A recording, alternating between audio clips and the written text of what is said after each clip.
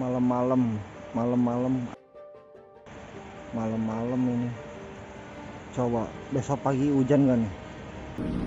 Gila, chemtrail kak.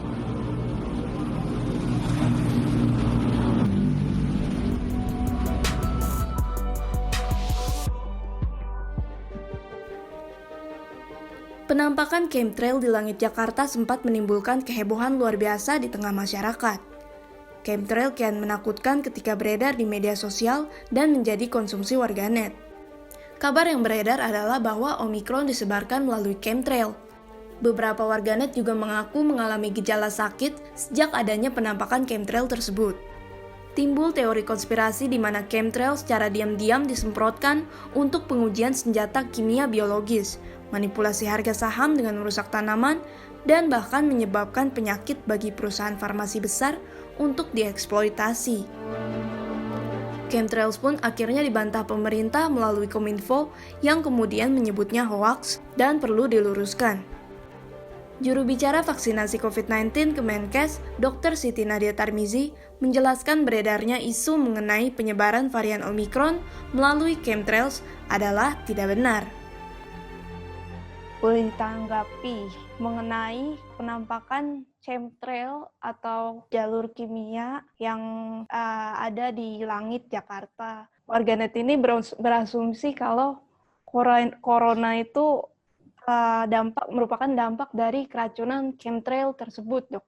Pasti para ilmuwan kita bisa lihat bahwa penyebab COVID-19 itu adanya virus SARS-CoV-2. Ya. Jadi kita nggak usah berasumsi lagi dengan berbagai tadi yang dikatakan, ya, karena sudah ada bukti kajian ilmiahnya. Saya nggak tahu ini ada penelitiannya atau enggak ya terkait apa tadi, zat apa? Asap kimia di langit. Iya. Asap. Ya, apakah itu ada scientific base-nya, sudah dipublikasi, sudah direview oleh para ahli? Saya nggak tahu ya. Tapi yang pasti bahwa COVID-19 disebabkan oleh virusnya namanya SARS-CoV-2, itu sudah ditemukan, sudah dipublikasi, dan sudah diyakini oleh para ilmuwan. Nah, kita berpegang kepada suatu hal yang sifatnya scientific. Ya. Jangan mudah percaya dengan hoax-hoax ya, karena hoax itu tidak akan menyelamatkan kita. Kalau kita sakit, hoax membantu nggak kita sembuh? Enggak, ya kan? Yang bantu tetap obat yang disediakan oleh Vaskes, disediakan oleh Kementerian Kesehatan. Nggak ada hoaxnya menyediakan obat kan?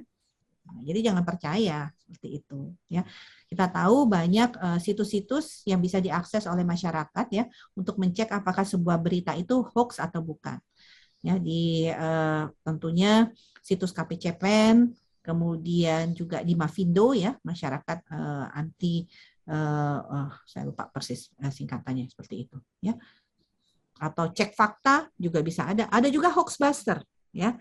Hoaxbuster bisa dilihat untuk mencek apakah informasi-informasi tersebut suatu hoax atau bukan. Tapi pada prinsipnya kita ini bisa mengakses ya dengan mudah berbagai informasi dengan teknologi informasi yang ada, dengan digitalisasi yang ada, ya kita jangan kemudian kita mudah percaya pada hal-hal yang sifatnya hoax tadi.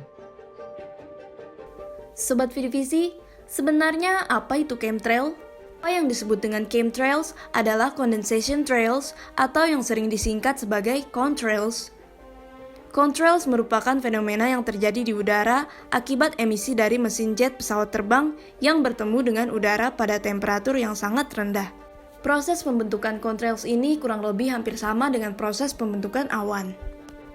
Nah, Sobat Vidivisi, faktanya konspirasi tentang penyebaran bahan kimia di udara sudah muncul sejak tahun 1990-an.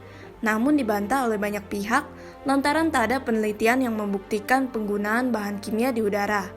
Pada penelitian Arias Reis et al. Yang berjudul Does the Pathogenesis of SARS-CoV-2 Virus Decreases at High Altitude, disimpulkan bahwa proses pembentukan unsur patogen berbahaya dari virus SARS-CoV-2 berkurang pada lokasi dengan elevasi tinggi.